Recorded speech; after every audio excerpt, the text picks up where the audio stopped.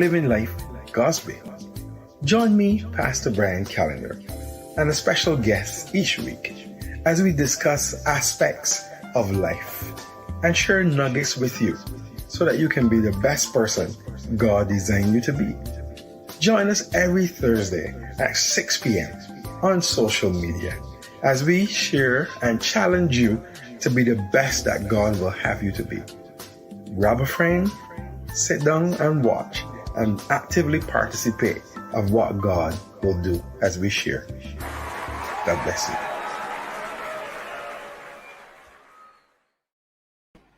Good evening, everyone. Thank you for allowing us to come into your homes again. Thank you for allowing us to be on your cell phones. Thank you for allowing us to be on your computers or your TV screens, whatever medium you're watching this by. It's our pleasure to bring you Living Life God's Way again. I'm excited again about this evening session. I have with me Dr. Rossi. Dr. Rossi, welcome again, sir.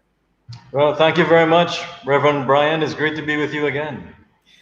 Yes, sir. It's good to have you with us. Last week, we had tons of information. Person's message, they called and asked, are you definitely coming back on this week? They want to hear some more stuff about health and your blood and all of these different things. And I'm sure this evening is not going to be any different. So as you come on, ladies and gentlemen, feel free to share the live stream with your family and friends. We're also viewing via YouTube. You can go on YouTube and type in Elements of Judah, and you will see the link there, and you can watch it from your television screens if you prefer the bigger screen.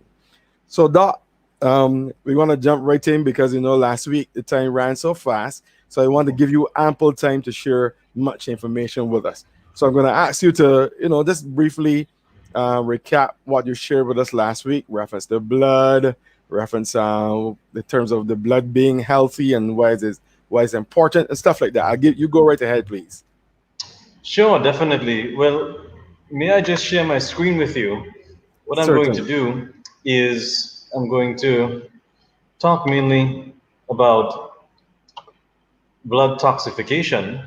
So in last week's program, I hope that you can see this on my screen right now. Perhaps you can tell me if you are. Yes, I am. This is a picture of healthy blood that we began at the onset of our program just last week, where we talked about the quality of the blood in particular. And I showed you a picture of what perfectly healthy blood looks like. And you'll notice that in healthy blood, the red blood cells are all around, they are separate, and in between is relatively clear. This is very important for any person who desires to have a perfectly healthy body, because the main point that I wanted to bring out last week was that the quality of the blood determines the quality of the body.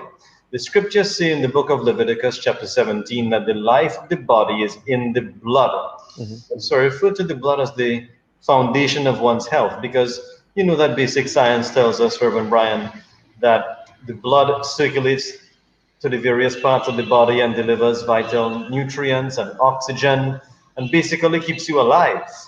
And I also make it a very important point quite often in our programs that the quality of the blood is also important. It's not just the quantity of blood you have in your body. The quality is also going to be relevant because the red blood cells eventually become the new prostate cells, the new brain cells, the new kidney cells and skin cells, etc.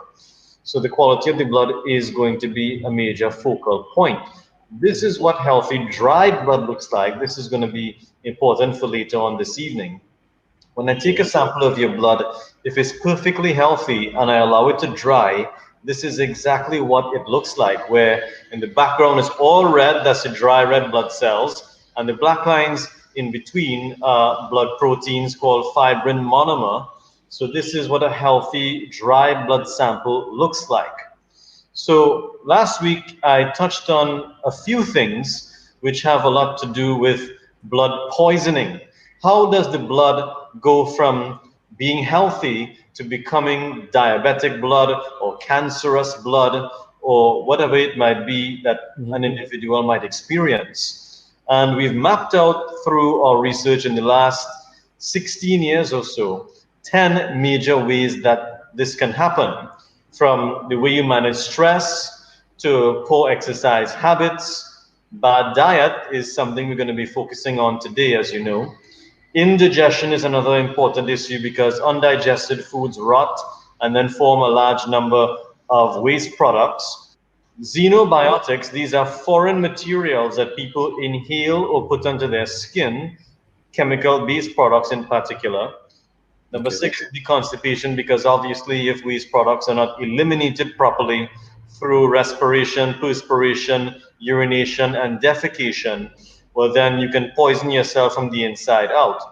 Number seven is microbial activity. That's when you have microorganisms like fungus, bacteria, and parasites. These creatures could excrete their waste products, and those are very dangerous for human blood. The last three are pretty obvious. When you don't drink enough fluids, get enough rest, and get a certain amount of nutrition every day, well, then you can also end up with major imbalances of your blood. Mhm. So that's a quick recap of what we did just last week.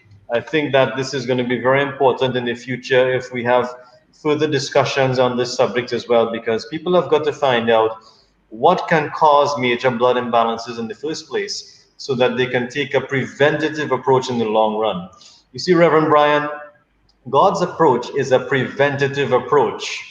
That's why the book of Proverbs says, a prudent man foreseeth the evil and hideth himself. In other words, a wise person sees problems down the road and does something to prevent it from happening. He doesn't wait till it's an emergency.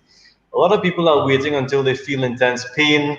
And in the office behind me, I'm still at the office, by the way, we do various types of screenings and we do other services as well, which are not in this particular frame. But when we go to that office and we do things like blood testings, I can't help but think to myself that people have created lots of problems that they could have easily prevented. And now it's going to cost them a lot of time and money and energy just to recover what they could have prevented in the first place. So I think that if you were to keep that in mind, subjects and sessions like these can become so very important because what people need more so than medication is education. What you don't know can harm you. The greatest weapon you can arm yourself with in the fight against sickness and disease is the information taught in the Word of God. And no matter what your color, age, or gender is, you're going to get the results you're looking for because biblical principles work. And as a minister of the gospel, by the grace of God, I've been teaching for a long time the biblical principles of various society blocks. So whether it be scriptural perspectives of business and the economy, government, family, education, arts, media, law, agriculture, and now in this particular case, health. The Bible is the authority on every subject. And if you were to become cognizant of what the biblical principles might be within your sphere of influence, your sphere of professionalism, well, then you can bring God's presence, God's power, and God's principles into your particular domain, and you become a transformative agent. You become not just the average believer, but you've now become an ambassador of God's kingdom because you're bringing God's influence to bear within your sector of society. Okay, that excuse me, that's interesting, Doc. I want to ask you here. You mentioned in terms of the Bibles, the principles of the Bible.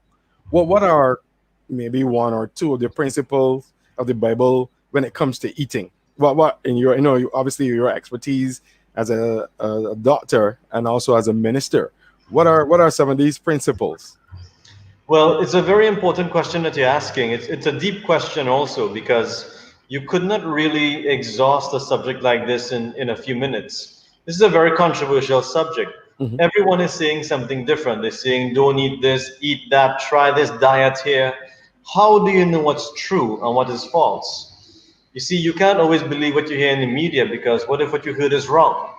Just because I pay for airtime on the radio or TV doesn't mean that what I'm saying is true. Right. Just because you read something in a book doesn't mean everything you're reading is accurate. Yes. Just because I have some letters behind my name doesn't mean everything I'm saying is factual. Right. You have to go by what you can test, prove, and observe. And I'm wrong all the time, I must be honest with you. But the Bible is never wrong, and the blood is never wrong either. Mhm. So that is why what I'm going to be dispensing to you this evening, as we advertise this being a session primarily about food, I'm not giving our listeners my opinion. It's based on what we can observe under high-powered microscopic screening so that you can get reliable information you can lean on. And if you were to put it into practice consistently, you're going to get the results you're looking for because our research is not based on a biased perspective, but it's based on what we can prove using science. So let me just quickly give you a passage of scripture that I think might be very appropriate. And you can see this in the book of Genesis. I have it here on our screen. If you were to read it through with me, for those of you at home, it's taken from Genesis 1, verse 29. I hope you can still hear me as I'm sharing my screen, Reverend. Yes, I am. I can. It says here in the very first chapter of the Bible, God said, behold, I've given you every herb bearing seed which is upon the face of all the earth, and every tree in the which is the fruit of a tree yielding seed. To you it shall be for meat, or for food, in other words. Mm-hmm. So God is saying something very important I want you to take note of in this passage. And I underline the very important words that I want you to consider. He talks about the herbs, he talks about the tree, and he talks about the seeds. These three words are very important for us to consider. So I'm going to unpack this for you tonight because everything you need to build the quality of your blood in relationship to food is going to be seen in this passage of scripture. So when I went to Bible school, Reverend Brian, maybe we have some theologians watching us today, and I know you yourself are very versed in the scriptures. When I first went there, actually it was in 2003 that I went to Bible school, so it's about 17 years ago. I do have some age, and I try to hide that by shaving clean for our listeners. But when I went there, you had to walk with what you call a Strong's Concordance. So it was the size of an encyclopedia. Yeah. And of course, you know, the Bible is originally written in Hebrew and Greek. So you really have to do your research and you have to see what various English words might mean in the Strong's Concordance. Mm-hmm. Please forgive me. I'm at the office and there's Yeah, a I music understand. truck on the road. Yes, So I hope that doesn't disturb you too much. I understand. It seems they're parked right outside of our doors, so I hope that that doesn't skew this interview. Yeah, I can still hear you though. I can still hear you. When it comes to the idea of food in particular, the word herb in the first chapter of Genesis actually means several different things. This is Mm-hmm. very important for our listeners to grasp. So when you look at it in the Strong's Concordance, one of the things that it means is that it means to be green. The word green is used in the first chapter of Genesis. It's the first color of the Bible. And I think that the reason that's so important is because when I do my examinations here at the office, if you want to see the quality of your blood increase, you've got to use primarily green foods. This is so very important for our listeners because a lot of people don't actually like green foods and they avoid them in most cases. So they have a very small number of healthy red blood cells that you can see on the screen. And that's one of the reasons why I emphasize green food so very often. Mm-hmm. Now, if you want to be very specific, well, chlorophyll, which is what you get from green foods, you call it the blood of the plant. It is what gives green foods their green color. Is this very important ingredient in green foods called chlorophyll. Chlorophyll is nearly identical to human blood on a molecular level. So when it comes to chlorophyll, the chlorophyll molecule is made of 5 things. You have hydrogen, oxygen, nitrogen, carbon, and the central atom is magnesium.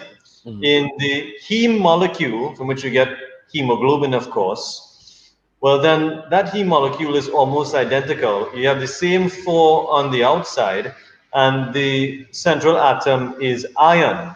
So because of the near identical molecular structure of chlorophyll in comparison to blood, that means that green foods are the best blood builders. So a great piece of advice for our listeners, if you're taking notes today, is to get lots of green foods. If it's green, put it into your mouth, chew and swallow, and all of a sudden, you see new healthy red blood cells emerge right away. So that means lots of broccoli, Reverend Brian. Things like watercress and okra, Mhm. bodi, Karaili, or what you might call bitter melon, Mm. green sweet peppers, asparagus, artichokes, kale, zucchini, avocado, and Brussels sprouts, spinach. It's a good idea to include these green foods as often as you can. If you don't like to eat them, well, then my advice for you would be to introduce them very gradually into your diet, or you could actually juice them as well. So you can juice them and drink them with your meals is a great way to get green foods in large amounts. Mhm. And finally, you can even use them as a green powdered formula. You know, there are many green powders on the market right now. They are nutritional formulas. In my country in particular, there's one that is becoming very famous called wheatgrass. Okay. Wheatgrass powder is very much renowned, in fact, in many other countries as well. I see there's another green powdered formula that is rising to prominence now called moringa, which is really a certain leaf that many people are aware of right now. I Mhm. think those are good places to start in particular. Mhm. And no matter what you do, whether it be in a solid, liquid, or powdered form, once you get more greens, you get more chlorophyll that way. And it's the best way to put more healthy cells on the screen if you're doing microscopic screenings. So I've said a lot in my first point. I don't want to talk for the entire program. I know this is an interview format. So I think that's great for us to begin there, Reverend Brian, because if you are avoiding green foods, if you are somebody in the audience who, for the most part, if you were to add up all that you've eaten for the day, perhaps you're realizing that a small percentage is made of green foods. So you've got to make sure that you gradually increase the number of foods, green foods that you're eating. Now, let me just conclude this point by saying that the best way to make changes in your diet might be gradually, and using that word often because your body is a master of habit. There are Mhm. many people that are trying to make changes overnight and they're not able to maintain those changes for a long time and they fall off the bandwagon. And that is because God has designed your body to be habitual. It's not an evil thing. So Mhm. sometimes people are trying to make changes too quickly. The word habit just means that the next time you do something, it's easier than the time before. So habit can be a wonderful thing. It's a great word. But if you have good habits only, then it becomes a very positive thing. So Right. I want all listeners to develop positive habits, and the best way to do that is slowly. Don't make too many changes overnight. And I Mhm. think that that might be an appropriate way of looking at it so that you don't become too discouraged if you're making too many changes too quickly. And that goes not just for diet, but it goes for exercise. It goes for people who want to increase the amount of fluids that they're consuming. It also goes to other aspects of the society that you may not necessarily be aware of, like how you deal with stress, how often you go to the restroom, the times you go to sleep at night. In fact, everything about you, Reverend, is habitual. You may Mhm. not realize it. Like every time you wake up at 6 o'clock in the morning, let's say, for example, for the last 40 days, you've been waking up at 6 in the morning. After a while, you do not need an alarm clock anymore. All Right. of a sudden, your eyes will just pop open at 6 o'clock in the morning. Mhm. It is because your body is a master of habit. If you're accustomed skipping breakfast every morning, at some point you're not going to be hungry during breakfast time any longer because you've become accustomed to that. And in the same way, your body is accustomed to a certain kind of food. So the more changes you make in your diet is the more that your body begins to crave the green foods. And that is why you have to make changes progressively, gradually, so Mhm. that you can maintain those changes over a period of time much more easily. So if you have difficulty, especially when I have patients who are alcoholics and they are addicted to nicotine and they are smoking intensely, among some other things that they might be addicted to. My Mhm. approach in most cases is to help them to taper off gradually so that they can incrementally see positive permanent change. All right. Well, Doc, you answered. I had my first series of questions all related to what you just said, what you just commented on. So that's great. Yes, well, I have so much more we could say, but I don't want to take up too many of our segments in just one of our questions. Right. I have this next question is let's say somebody's habit. or what kind of habit rather would lead to disease? What kind of dietary habit can lead to disease? Yes. Wow. There's so many things I can say in answer to that, Reverend, because I normally classify foods in four different categories now. I wish that I could show you some pictures of what certain foods can do to your bloodstream. Mhm. Perhaps I can show that in one of our subsequent sessions. Let me see if I can at least show you one or two. And when it comes to the idea of food in particular, please forgive me if I'm changing my screens too often and That's trying to all see right. if I can That's all support right, Doc. We want this more information. pictures. But either way, I classify foods in four sections now to make it simple for our listeners. So the first category of foods that I talk about are foods that are used for your treatment. So there are foods that are only to be consumed if you are ill. These kinds of foods don't normally taste very good, I must admit to you. And many herbs are in this category, and things like bitter melon and angelica and Stilingia, and quite a few others that some of our listeners might already be familiar with, like the wheatgrass and like the moringa and Mhm. so forth that we mentioned earlier. I have a very long list of foods in that category that I think might be very helpful for our listeners, and maybe we can explore that later on. The second category of food, I call it maintenance foods. So these are things that people need every day. These are compulsory. You absolutely need these for building and maintaining your blood. Green foods are definitely in that category. You absolutely need chlorophyll daily. Mhm. The third kind of food is the enjoyment category. So these are the foods that people can use ever so often, like desserts, for example, and high sugar fruits. Those I think are appropriate at times, and I feel that if you don't abuse them, well, then you could still prevent major illnesses that might be related to one's diet. Mhm. But then finally, there's a food section that I call non food. These are foods that are made in a lab. These are foods that may not be appropriate because they are synthetic, they are man made, they are drenched with various types of materials that are chemical based. And I feel that in your best case scenario, I feel those are to be avoided because they are totally destructive. They do nothing to promote one's personal health. So Doc, tell us, like maybe one of them or so, so that listen. Sure. Well, to give you an example, perhaps there might be those who might be tonight for dinner, you're making hot dogs to have for dinner with your family. Hot dogs is a good example. For those of you who have never seen how a hot dog is made, I would challenge you to go onto YouTube and look at any documentary on hot dogs. I almost guarantee you, you will never eat hot dogs as long as you live once you see how they are made. It's made from rejected animal parts. So the tongues of pigs, and you have the hairs of rats, and all kinds of different things that you find in hot dogs these days. It's not edible, in my humble opinion.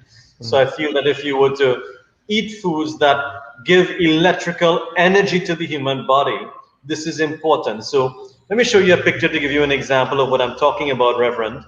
Let me share my screen so that our listeners can see exactly what I mean by electrical energy. So, what you're looking at on the screen right now is a picture of a tomato on the right hand side. That picture on the right is what you call Kirlian photography of a tomato that is drenched with pesticides and chemicals. And if you look at the electrical field around it, well, you could see that in comparison to the organic tomato on the left hand side, well, you actually find a lot more electrons. And you have to remember that foods are biogenic. That means they can transfer their life giving energy to you. Your Mm. body runs on electricity, your body runs on electrons. The reason that you eat and drink anything in the first place is to glean its electrical content. Your body is almost like a battery in one sense. Your body is a superconductor of electricity. So if you were to put your finger into an electrical socket, for example, you will find out for yourself firsthand that your body conducts electrons. Mm. Now, there are foods that I've tested. using Kirlian photography that actually diminishes the electrical content in human blood. It takes away energy from you. And you don't need a practitioner like myself to say that. Our listeners know that from experience. Perhaps you eat certain meals, and then all of a sudden, after a few minutes, you feel exhausted. You Right. feel a sense of enervation, which means that energy is being siphoned from the human body. Mhm. And this is very interesting. And what is even more interesting is that there are some foods that actually pull on the body's electrical content in order to defend the bloodstream. And this can give you a false sense of having a temporary burst of energy. Let me give you a good example of this, Reverend. I think our listeners might find this very interesting, what I found in one of our recent tests in the last couple of years. So, for example, there are people that drink lots of energy drinks. Mhm. Now, I use that word very loosely. I'm not going to call any names in particular, but perhaps there are very famous energy drinks in various parts of the world, wherever you're watching. Mhm. And perhaps there might be those who are drinking lots of coffee, for example. There are persons who are looking to caffeine for a boost of energy, especially those who are working late hours at night. So they drink a lot of coffee so that they can maintain their energy level. And you find that sometimes you drink coffee or some of these energy drinks, and you have energy for a few minutes, and then all of a sudden you see your energy levels go down to zero. Then you have to Mhm. drink even more. Now, let me tell you why this can be so misleading.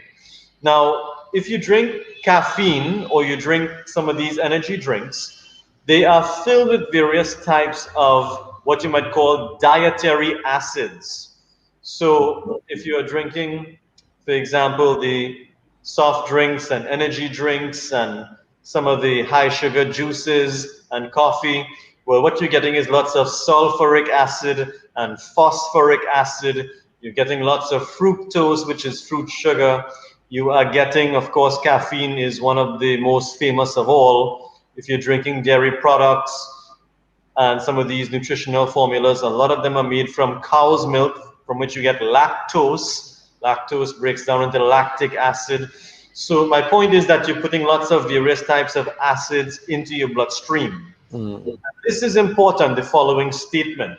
Whenever acids enter your bloodstream, your blood actually takes minerals from various parts of the body in order to crystallize these acids, to conjugate or to bind these acids. I showed you a picture last week of what these crystalline formations look like in human blood. It's very important. It's a defensive mechanism.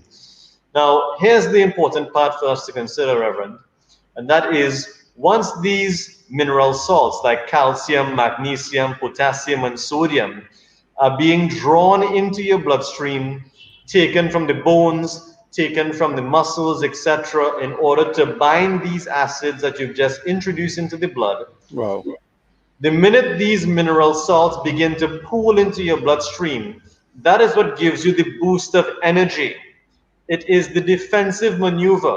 It is minerals flooding into your blood in order to conjugate the caffeine, to conjugate the lactic acid, to bind or to chelate these poisons. This is very important, and sometimes people mistake the flooding of mineral salts into the bloodstream, which is the real cause of the elevation of energy or electricity, electrons in human blood. They Mhm. mistake that for the caffeine and for the high sugar juices and for the energy drinks. It is not these energy drinks and caffeine beverages that give you energy. It is the body's response to it that is giving you energy. Aha. Aha. So I think that that needs to be said over and over again for listeners in the future, because a lot of people don't realize that there are certain fluids that you can drink that actually increase your electron content, especially in the Caribbean, Reverend Brian, especially when you have things like young coconut water, for example. In my country, you can just stop on the side of the road. There's these coconut vendors. I'm sure that you see Yes. them. Yes. And these vendors are so very important because when you drink that young coconut water, it's full of alkalizing, blood building mineral salts. In fact, there's a whole spectrum of minerals that enters your blood right away. And I also mentioned early on in this program that you can drink the green vegetable juices as well. so very high in electrons. Sometimes I do electrical tests and I show in various seminars how these various energy drinks do not conduct electricity. They do not conduct energy in the human bloodstream. And I can prove that very easily by using certain apparatus, Hmm. but I think that that's for another time. But my point is, you've got to make sure that you get electrons into your blood.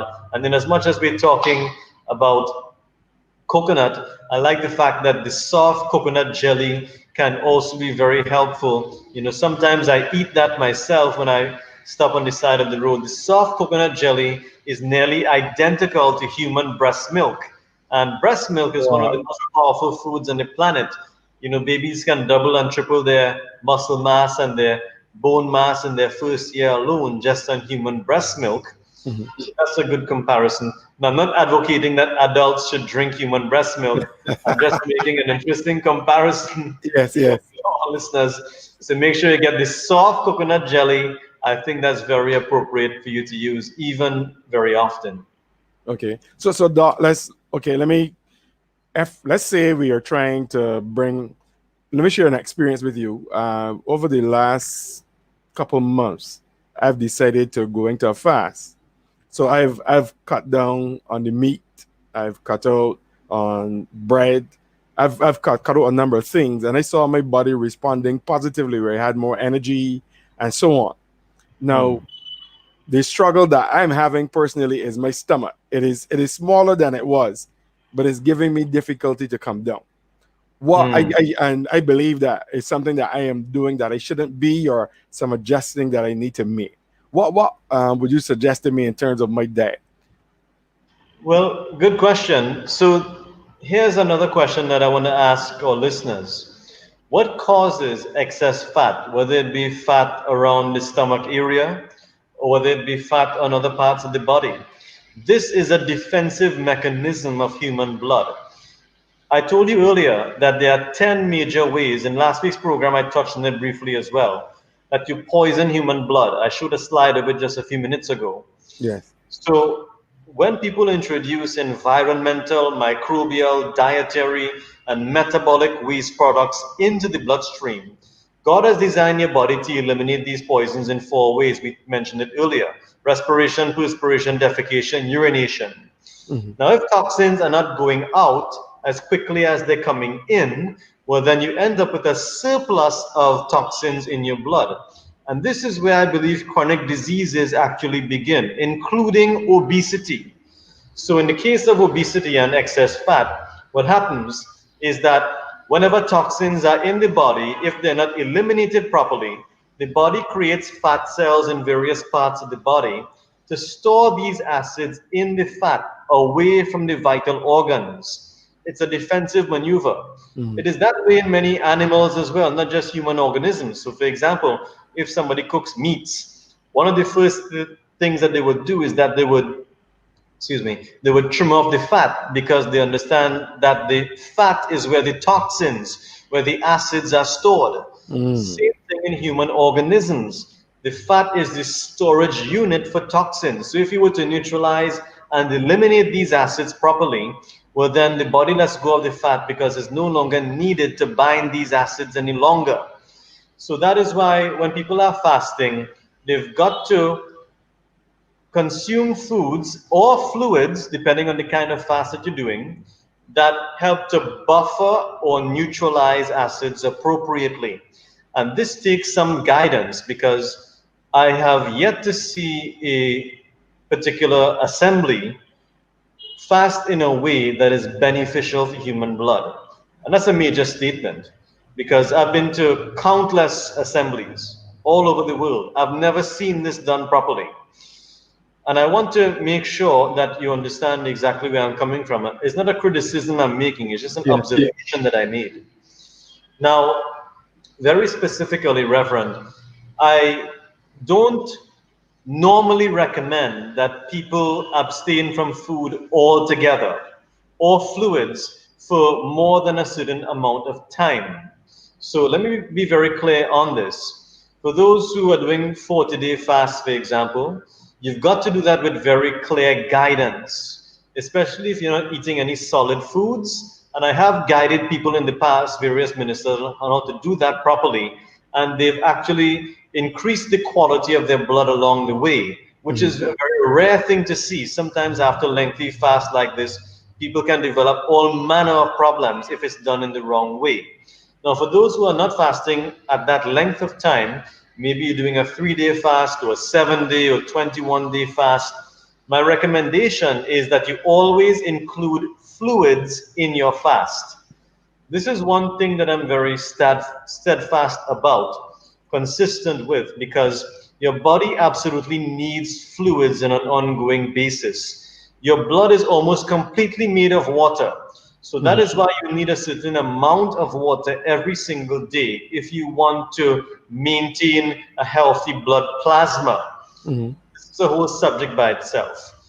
But when it comes to food in particular, I know this is the controversy when it comes to fasting. If your fast does include certain types of foods, my recommendation is to eat pulse.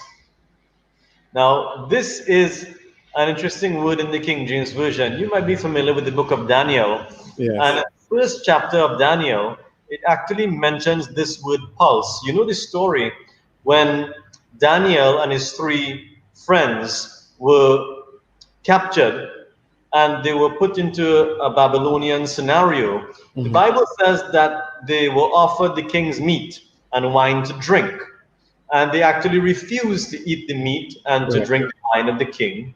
And of course, you know that the chancellor came to them and they said, well, we can't have you guys looking as if you're being starved. Yes. So they said in response to that, test us for 10 days. Give us pulse to eat and water to drink. And then compare us to the other individuals that are eating the king's meat and drinking the king's wine and see which one of us comes out in a more positive manner. And the Bible says that at the end, Daniel and his friends, they were fairer and fatter in flesh. This is very important. So what exactly were they eating? Now, that word pulse is something that you have to research, but it really has a lot to do with the first chapter of Genesis. It is the first verse that I quoted earlier on. It has to do with the herbs, which have to do with the green foods, not just herbs as we know it in modern times. It has to do with the seeds as well, and it has to do with the tree. You could actually eat certain parts of the tree. You can eat the roots, in some cases, you can eat the stems, you can eat the leaves, and you can even eat the barks as well. Like you can eat frankincense, that's a bark. You can eat cinnamon, that is a bark as well, and so forth. That's a whole subject by itself. But either way, when it comes to the pulse, they are actually eating a plant-based diet. So I have a list of foods that I think might be very helpful for our listeners. Perhaps I can post it in the comment section at the end of our interview here this evening. Yeah. To make it simple for our listeners, foods that come under the banner of pulse and foods that actually help to promote blood quality in a scientific way. It can be validated, it can be seen under a microscope. I'm not giving folks my opinion, but I think that this might be very helpful indeed in a practical sense. And if you just choose the foods that are appropriate for building better blood, you can do a lot. So eat lots of the green foods, eat lots of pulse, generally speaking. Sometimes there are leaves that are edible, there are stems, there are roots, and there are various types of barks that are very helpful. But don't forget the seeds as well.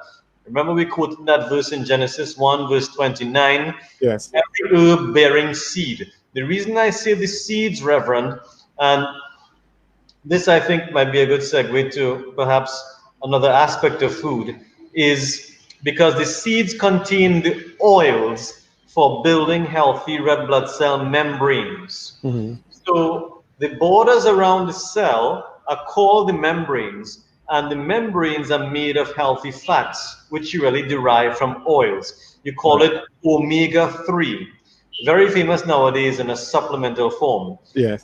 These seeds, especially things like black seed and chia seed and flax seeds and hemp seeds, sunflower seeds, sesame seeds, whatever the case might be, all if you were to cold press them, you would actually derive lots of oils. So these healthy omega-3 oils are very much important for binding acids, cushioning joints, forming hormones, and they contribute to good brain health, skin health, bone health, and overall blood health as well. So you absolutely want to get the seeds, you want to get the oils so that you can build red blood cell membranes, which are the cell walls that protect red blood cells from microorganisms and also help to absorb sugar into the cells as well. Okay. Pastor Sophie's asking a good question here, which I would like you to answer for us. What are some of the foods and drinks that you can use when wanting to do a colon cleanse? I know we normally go and we use, some different medication and so on, but what it's something natural or according to your study that we can use to do such? Very good question. So, one of the things that I like to recommend whenever people are doing intestinal detox, and I think that that's good to do ever so often, I normally recommend that people do this at least once every blood cycle. A blood cycle, by the way, is 4 months. Every 120 days, you have an entirely new supply of blood. So the lifespan of red blood cells is 4 months. So every 4 months, every quarter, I recommend that people do at least between 3 to 4 months, I should say, a detox that might be helpful. Maybe for a weekend or so might be sufficient. I think that's very appropriate. The best way to do this is to liquefy your foods in a juicer or a blender. So I like to make green vegetable smoothies. Now, I know that our listeners might not want to hear that because that is not as palatable as some people might like it to be. Mm-hmm. But I think this is the best way because a lot of times people can end up with indigestion and undigested foods rot. I said that earlier, and form a large number of metabolic acids which eventually get into the bloodstream. There's a big connection between your bowels and your blood. What's in your bowels will eventually end up in your bloodstream. A lot of persons are eating 3 to 4 times a day and going to the restroom just once a day. So they're eating over 1,000 meals a year and they go into the restroom just 365 times. So hundreds of times they have not done what the body was naturally supposed to. I'm going to share my screen with you so that you can see what I'm talking about yet again.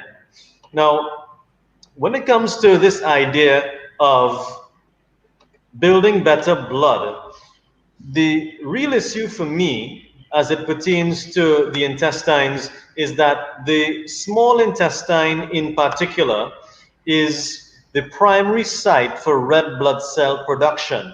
If the intestines are damaged or congested, well, then you could end up with major discrepancies in your bloodstream.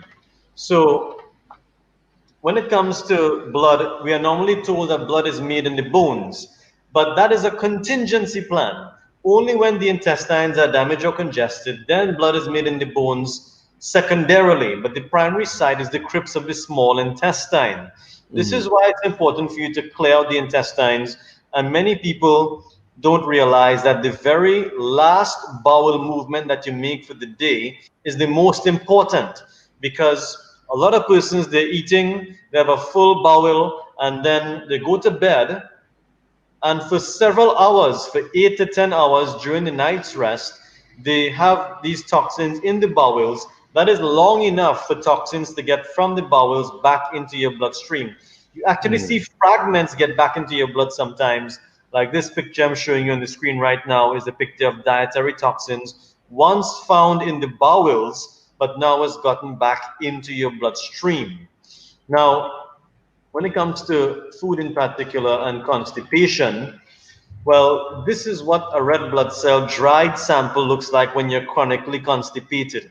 If I take a sample of your blood and I see a pattern like this, I know that you have chronic indigestion. It's 100% accurate. Now, in order to relieve yourself of constipation, the green smoothies is one of the many good steps you can take in the right direction, Reverend Brian. Okay. And that is because these green smoothies are pre-digested. Lots of people don't chew their food properly. It's one of the reasons why they end up with chronic indigestion. Food has to be in a completely liquefied state in order to be converted into blood. So digested food is turned into blood, and that blood is turned into the various parts of your body. So digestive habits are very important. You've got to make sure that you chew your food to a completely liquefied state. That's why God gave you teeth in the first place, to convert your solids into liquids. You've got to drink your solids in one sense. So, But Doc, before you continue there, sure. so I know that, let's say for example you come up with a big um, plate of something, a big plate of macaroni pie or whatever, and you're eating, because sometimes I just want to make what you're saying even more clear, because I was never under the impression that the blood makes it from the liquid, so the chewing is really to liquefy. I thought that the chewing was to allow you to swallow, but I never knew that it was to liquefy your food so that it goes and it becomes blood. So could you expand on that a little more? Yes, very good question. So this has a lot to do with biology. I know that some biology books need to be rewritten. They need to be updated because they have very old information in them. But what you're raising here is a very good point. And what you have to understand is that there are four things that your blood needs every day. So your blood needs mineral salts, it needs water, it needs chlorophyll, and it needs omega-3 oils. So the large intestine, and I'm going to be very technical in saying this. Could you repeat those again, Doc?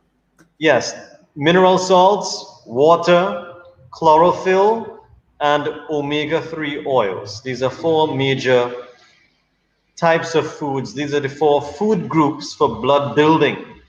These are compulsory for building better blood. These are not a luxury, these are necessities. So the large intestine, which is what you call the colon, actually absorbs the water and the mineral salts. The small intestine, which is where blood is primarily made, actually absorbs the chlorophyll and the omega-3 oils. So the small and the large intestine, the intestines in general, are very important for you to take stock of. Intestinal health is something that people brush over very quickly, but you've got to make sure that if you want to build better blood, you have to take care of the intestines. All right? There are many people that are chronically constipated. So these are the people that find themselves in precarious situations all the time. So they have symptoms of constipation you have to look for. So, for example, one of the symptoms of constipation is irritability. You might have, for those watching on YouTube or Facebook today, maybe you have family or friends that are always irritable. You call them on the phone and they say, well, hello, and they shout at you, and sometimes they're very sensitive and so on. A lot of times it's because they're constipated and they can't tell you. So an Wow. irritable bowel syndrome or intestinal challenges in general can cause you generally to become irritable yourself in one sense. And that's Right. the whole subject by itself. Or maybe they're experiencing another symptom like passing foul gas at times, very often. That is a signal that your body wants to eliminate the poisons that are in the bowels. So people sometimes they embarrass themselves in certain circumstances, and I'm not saying that to be coy or anything. Maybe they on the elevator Monday morning going up to the office, and it's just them and one other person in the elevator, and they want to pass gas because they're constipated, but they Right. can't because it's just them. They can't lie and say that it wasn't them.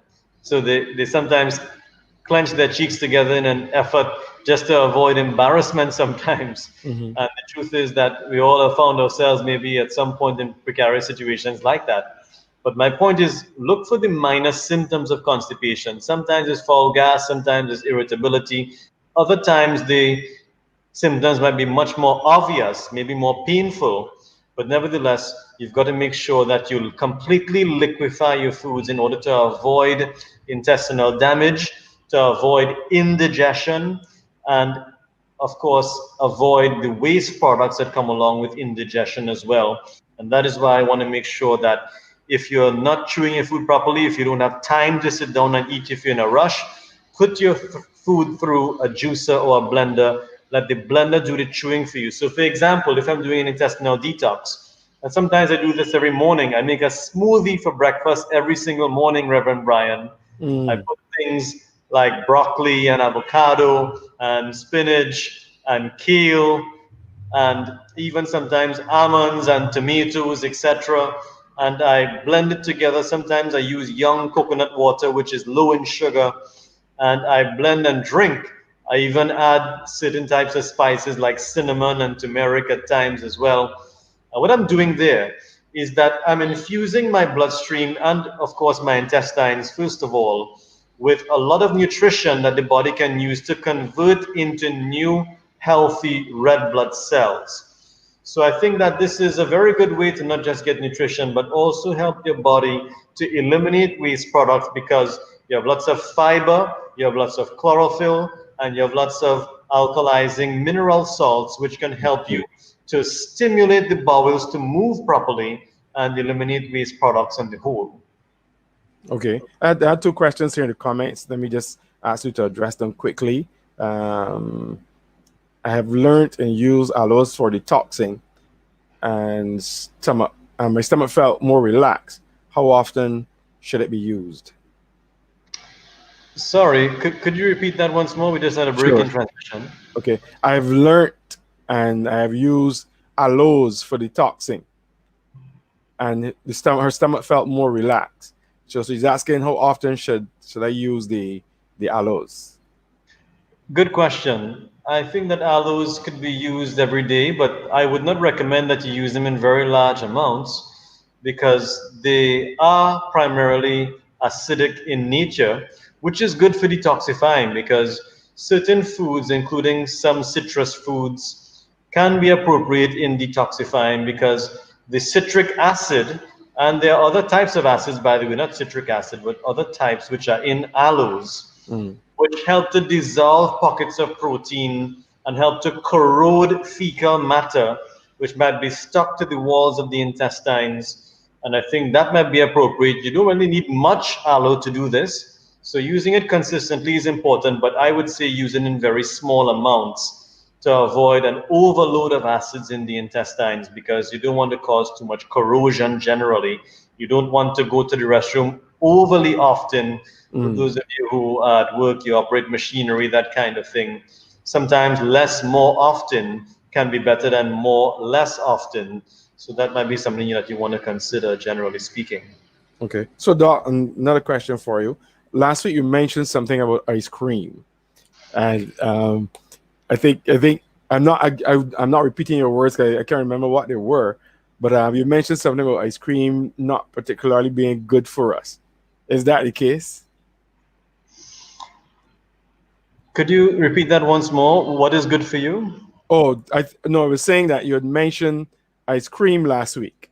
Ice cream. Yes. So I Yes, wanted to share your thoughts on that again with us. that's interesting. I did show a picture last week. Let Yes. me show it again. I'm sure those who may have missed last week's program might be interested in it. But when it comes to certain types of foods, this is the picture that I was showing. When you eat various types of ice cream, you put various sugars into your blood, and sugar is a metabolic acid technically. So once that happens, your body uses mineral salts to create these crystalline formations you're seeing on the screen. Now, very interestingly, Reverend, I've noticed in our examinations that the sugar in one single scoop of ice cream can stop white blood cells from moving for up to 5 hours. So your immune system actually takes a big hit whenever you put lots of sugar into your bloodstream. And this is important because ice cream is actually highly concentrated with, of course, cow's milk. It takes several pounds of cow's milk to make 1 pound of ice cream, more than 10 pounds actually. So it's highly concentrated with lactose, which is milk sugar. And that milk sugar obviously diffuses its way into the bloodstream, and then the blood defends itself, like what I showed you in that picture. So, my advice is to gradually reduce the amount of ice cream that you might be using. I Okay. wouldn't recommend it very often. Hmm. And this might be very helpful too. My wife actually makes her own ice cream. So Okay. I do eat ice cream at times and other desserts. She bakes various desserts, various brownies and cakes and cookies and that kind of thing. Right now, I'm just about to head home from the office, and she has some cookies she baked for me today. Just to tell you something personal, is made from almond flour, actually.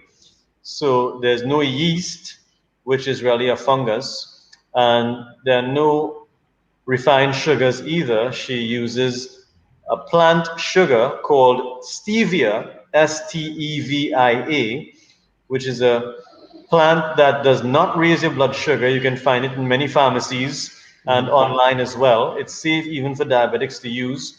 So she makes these kinds of desserts. Perhaps one of these days we can share more information with you for those who might be interested on your YouTube channel, just to get an idea of how to create these kinds of dishes. Yes. So I think that might be something that they might be interested in. Alrighty. Doc, the other question I have for you, does I think I saw Francis Sophie put it up as well. Microwave. How does microwave affect our digestive system, or does it, or doesn't it? I must apologize, I didn't catch that again. Oh, I'm sorry. How does microwave or microwaving our food does it affect our digestive habits? Yes, definitely. So, microwaves actually reduce the electron content in your foods, and you can see this in Kirlian photography. I showed you a picture earlier of what electrical fields look like when you look at various types of foods. So, you actually see the electrical content diminished right after you apply microwave technology to your food. Hmm. I would suggest that you use a stove instead. In my opinion, it is better to use your stove for 2 minutes than to use a microwave for one. So, if you value your health, in my humble opinion, once again, I think it's good to dispense with your microwave and use your stove instead. I normally tell my patients it might be a good idea to destroy your microwave if you value your health and the health of your children. I know it's a radical statement, but Hmm. I have good reason for saying these things. It's not my opinion that I'm giving you, it's based on our scientific evidence that I can produce. Right. So maybe that might be appropriate indeed. I don't think that you should give it away to anybody. Don't kill anybody else. You can destroy it before you harm anybody else. I often tell people, if you don't use something yourself, don't give it to other people. Right. When I teach biblical principles of business, for example, one of our principles is in the Gospels where Jesus said, as you have others do unto you, so do unto others. So Right. if you are a doctor and you would not do chemotherapy if you had cancer, do not administer chemo to your patients. If you're a farmer and you do not drink lots of chemicals every day, don't apply harmful chemicals onto your food and sell it to other people. Right. If you own a store but you do not smoke because you think smoking is harmful to your health, don't sell cigarettes to your customers. You have to do unto others as you have them do unto you. It's a Right. biblical principle of business that governs nations and protects society from the greed of entrepreneurs and protects the entrepreneur's own conscience as well. So Hmm. I apply that principle to microwaves. I wouldn't want to give it away. I actually have destroyed mine many years ago. Okay. Well, all right, Doc. I have two more questions for you. We have like a minute left. The first one is water intake. I've heard so many stories about how much water we should how many glasses of water we should use daily. I see you're drinking some green stuff there.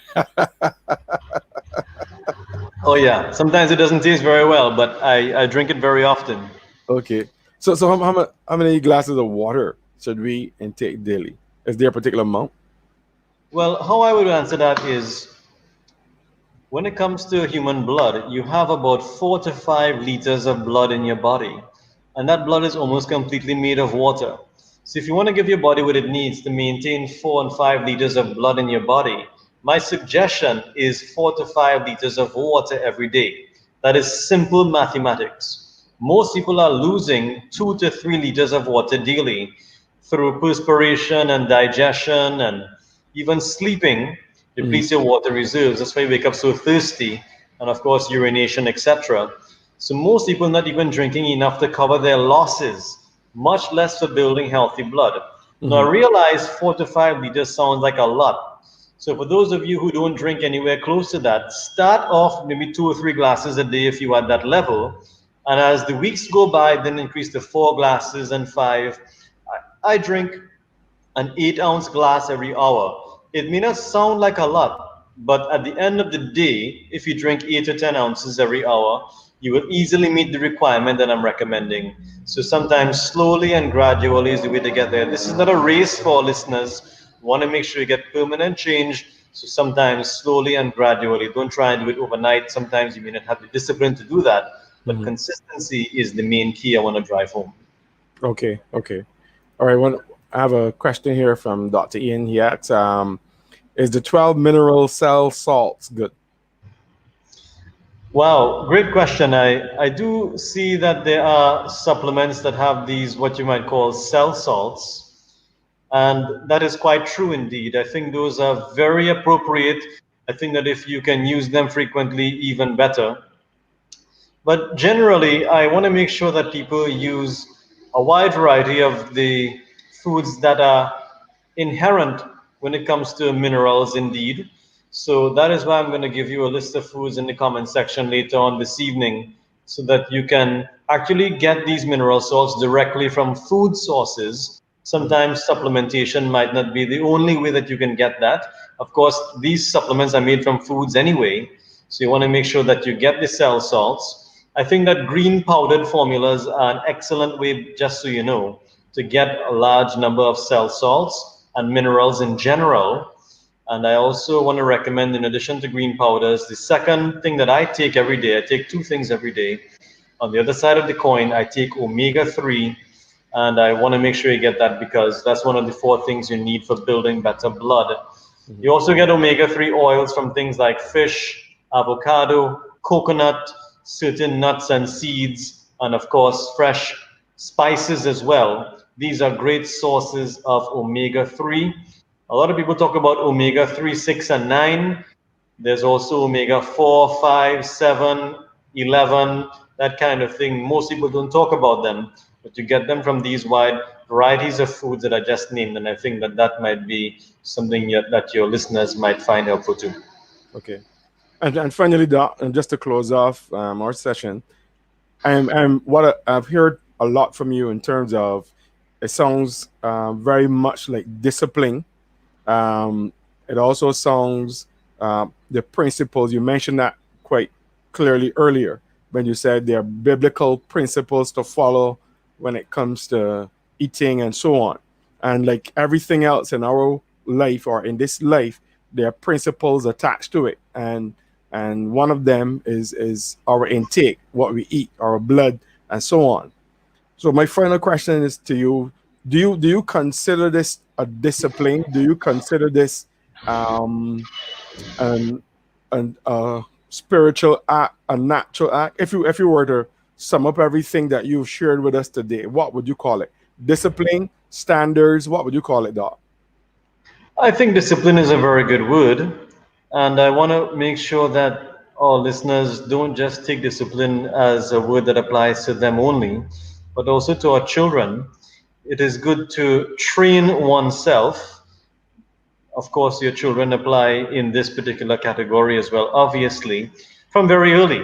I think that's the best thing that you can do is to train up a child in the way he should go. And of course, when you look at that word child, if you do your own research, in the Bible, that even referred to children as young as and as old as 20 years. Mhm. So it doesn't just apply to very young children.